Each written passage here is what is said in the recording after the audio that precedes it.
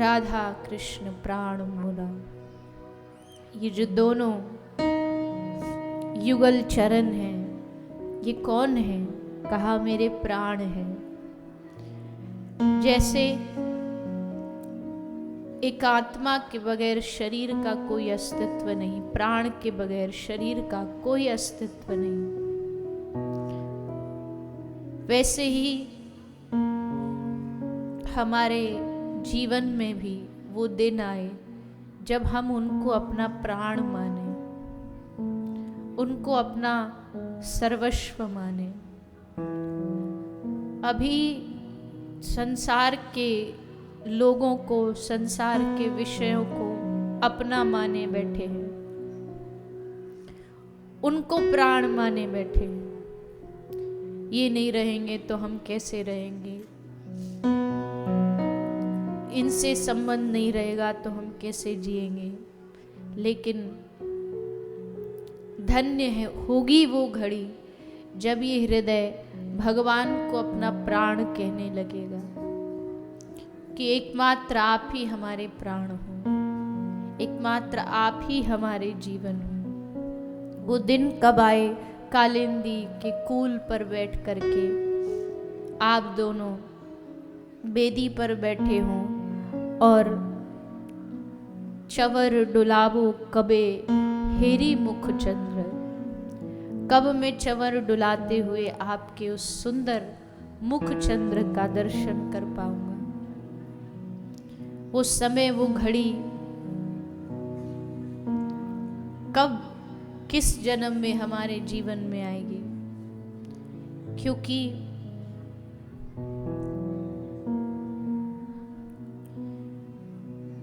ये जीवन तो धीरे धीरे निकलता जा रहा है, समय अपनी गति से चलता रहता है। कोई कितना भी लाख प्रयास करे लेकिन समय अपनी गति से चल रहा है। जीवन का हर एक दिन बीतने पर एक मानव देह मतलब ये मौका उनको पाने का,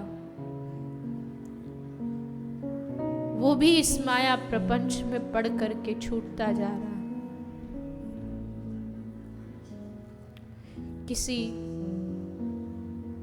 सद्महापुरुष, किसी सद्गुरु,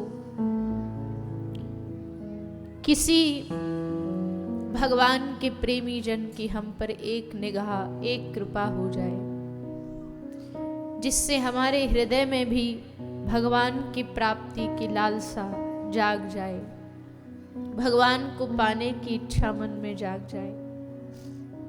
संसार में हर चीज को पाने की इच्छा अपने आप जाग जाती है, ये भी प्राप्त हो जाए, वो भी प्राप्त हो जाए, लेकिन भगवान की प्राप्ति हो जाए ये इच्छा चाह करके भी हृदय में जागती नहीं। इसलिए हे नाथ, ऐसी कृपा हम पर करो कि आपको पाने के लिए मेरे हृदय में तड़प पैदा हो। गोस्वामी श्री तुलसीदास जी कहते हैं, एक मछली को पकड़ने के लिए जैसे एक मछुआरा जाल फेंकता है, कांटा फेंकता है, वैसे ही हे नाथ, आप मेरी इस मन रूपी मछली जो यहाँ से वहाँ भागती है, इसमें अपनी कृपा डोरी वंशी पद अंकुश परम प्रेम मृदु चारो, कृपा की डोरी डाल करके अपने अंकुश का कांटा बना करके इस मन को अपनी ओर खींच लो, इस मन को अपने चरणों से लगा लो। भगवान की कृपा के बगैर ये संभव नहीं, कभी नहीं। कोई लाख कोशिश करे कि मैं अपना मन भगवान में लगा दूं, सब जानते हुए भी, सब पता होते हुए भी कि सब धोखा है, फिर भी मन भगवान में नहीं लग सकता। क्योंकि जब वो अपनी ओर खींचेंगे तभी ये मन उन चरणों तक जाएगा। और ये मन जब उनके चरणों में जाएगा तभी पायो परम विश्राम। नहीं तो चाहे संसार में कितना भी भागे, कभी तृप्ति नहीं होगी, कभी भी अभिलाषाओं की, इच्छाओं की पूर्ति नहीं होगी। दौड़ता रहेगा, दौड़ता रहेगा, लगेगा सामने सब कुछ पा लिया, मिल गया, लेकिन जैसे भरी गर्मी में रेगिस्तान की भूमि पर किसी को प्यास लगी हो और सामने कहीं पानी भरा हुआ उसको दिखाई दे रहा हो सड़क के ऊपर, वो भागता है उस पानी को पीने के लिए, लेकिन जैसे उसके नज़दीक पहुंचता है तो पता लगता है कि ये पानी नहीं था, ये तो धूप का प्रतिबिंब था, परछाई थी। जितना उसको और नज़दीक जाता है वो उससे उतना और दूर चला जाता है। संसार का सुख भी वैसा ही है। आदमी को लगता है ये पालूंगा तो सुखी हो जाऊंगा, लेकिन जैसे उसको पा लेता सुख और दूर चला जाता है, फिर उसको पाने के लिए और दौड़ता और सुख उससे दूर भागता रहता है। और वो जीव भी सुख की चाह में सारी आयु, सारी उम्र बस इसी भाग दौड़ में लगा रहता है। लेकिन इस भाग दौड़ से शांति तभी मिलेगी जब ये मन उनके चरणों का चिंतन करेगा, उनका ध्यान करेगा, उनका स्मरण करेगा, उनका नाम लेगा। जैसे धधकती आग हो और उसमें कोई जरा सा पानी डाल दे तो आग शांत हो जाती है, वैसे माया की ये अग्नि जब उस पर कृष्ण नाम का जल बहाया जाता है, डाला जाता है, तब जा कर के मन को थोड़ा विश्राम मिलता है, मन को थोड़ी शांति मिलती है।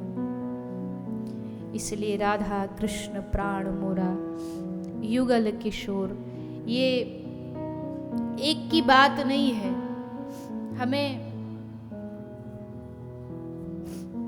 कृष्ण भी अकेले कृष्ण नहीं चाहिए, हमें श्री कृष्ण चाहिए, यानी जिनके साथ श्री राधा रानी विराजमान हो, क्योंकि श्री के बगैर कृष्ण अधूरे हैं। श्री के होने से ही कृष्ण पूर्ण होते हैं। ऐसे कई सारे उदाहरण हैं। श्री नाभादास जी, कृष्ण आए, कथा तो बहुत लंबी है, पर इनकी दाढ़ी एक झाड़ में उलझ गई, जटाएं थी बड़ी बड़ी, जटाएं एक झाड़ में उलझ गई, तो श्री कृष्ण इनको इनकी जटाओं को सुलझाने के लिए आए। तो श्री नाभादास जी ने भगवान को कह दिया कि मैं कैसे मानूं कि तुम कृष्ण हो, क्या गारंटी है कि तुम कृष्ण हो। कृष्ण ने कहा कि भैया गारंटी तो अब भगवान होने की कोई भगवान थोड़ी गारंटी दे सकता है, और आज तक हमको ऐसा कोई भक्त भी नहीं मिला जो हमसे हमारा प्रूफ मांगता हो, जो हमारा जन्म प्रमाण पत्र मांगता हो। अगर ऐसा कोई मिला होता तो हम भी अपना कोई सर्टिफिकेट बनवा लेते, कोई प्रमाण पत्र बनवा लेते, पर आज तक कोई मिला नहीं। तू पहला मिला है, अब तुझे कैसे यकीन दिलाएं कि हम ही कृष्ण हैं। ज़्यादा से ज़्यादा हम अपनी मैया को बुला लाते, हमारी माता यशोदा को बुला लाते, वो आ जाएंगी, गवाही दे देंगी। तो नाभादास जी ने कहा नहीं, हम कैसे मान लें कि यशोदा तो कोई भी बन जाएगी। अभी किसी को बोलो कि तुमको ये कहना कि मैं कृष्ण की माँ हूँ, तो सारी माता तैयार हो जाएंगी बोलने के लिए मैं कृष्ण की माँ हूँ, तो ऐसे कैसे हम मान लें। तो फिर तू ही बता, तू मानेगा कैसे हम भगवान हैं। हमारी बांसुरी देख ले, हमारे पास बांसुरी भी है। तो बोले इससे भी नहीं मानूंगा, बांसुरी तो बाजार में कहीं से 10 रुपया में मिल जाती है, कोई ले आए, तो तू कैसे मानेगा। बोले एक ही बात प्रमाणित करेगी कि आप कृष्ण हो, जब साक्षात श्री राधा रानी आकर के कहें कि हाँ यही मेरे श्याम सुंदर हैं, तब मैं मानूंगी। समझ गए भगवान ये इसकी चालाकी है, अकेले हमारे दर्शन से इसको तृप्ति नहीं हो रही, इसलिए चाहता है श्री राधा रानी साथ आए, दोनों का दर्शन हो। तब श्री श्याम सुंदर राधा रानी को बुला के लाए। राधा रानी आई और आकर के उन्होंने गवाही दी कि हाँ यही हमारे प्रियतम है, यही हमारे श्याम सुंदर हैं। जब राधा रानी ने गवाही दे दी तब जाकर के इन्होंने माना कि हाँ आप कृष्ण हो। बगैर राधा रानी के तुम आ भी जाओगे तो अधूरे हैं, उससे कोई लाभ नहीं है। तो राधा कृष्ण की मिलित जो लीला है उसको माधुर्य लीला कहते हैं। उसको ब्रज लीला में कहीं कहीं भागवत जी में तो नहीं लिखा है, पर अन्य ग्रंथों में कई स्थान पर लिखा है कैसे कृष्ण राधा रानी के साथ लीला करते थे, कैसे उनका मिलन होता था। तो अगर श्री कृष्ण की प्राप्ति चाहते हो तो एक ही सरल रास्ता है, श्री राधा रानी की शरण ग्रहण करो। आप सब तो बंगाल की धरती पर रहते हो, बंगाल में वैसे भी माता का बहुत महत्व है, दुर्गा मैया का, काली मैया का। तो श्री राधा रानी हमारी दुर्गा हैं, काली हैं, वही सब रूपों में विराजमान हैं। और जो जिसमें देखे भैया, जिसकी जिसमें श्रद्धा हो। स्वामी श्री रामकृष्ण परमहंस जब वृंदावन गए थे ना, इतने बड़े काली भक्त थे, तो जैसे वो बिहारी जी के मंदिर में गए, बांके बिहारी के मंदिर में, तो बांके बिहारी को देख कर के वो एकदम बावरे हो गए, पागल हो गए, प्रेम छा गया, उमड़ आया। क्यों?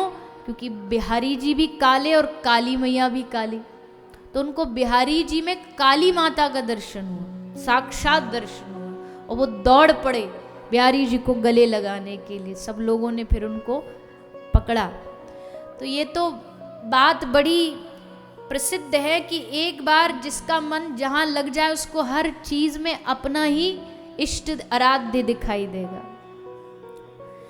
तो श्री राधा रानी कोई काली माता को भजता हो तो वो भी उन्हीं के भीतर से प्रकट हुई है, उन्हीं के रूप में प्रकट हुई है। तो श्री कृष्ण और श्री राधा ये हमारे जीवन के, हमारे श्वासों के मुख्य उद्देश्य और प्राण होने चाहिए। कृष्ण प्राप्ति की सहजता श्री राधा रानी के नाम से है, राधा रानी के गुणगान से है। और बहुत सारे ऐसे भाव हैं जिनमें श्री कृष्ण और श्री राधा रानी की आपस में तुलना की गई है।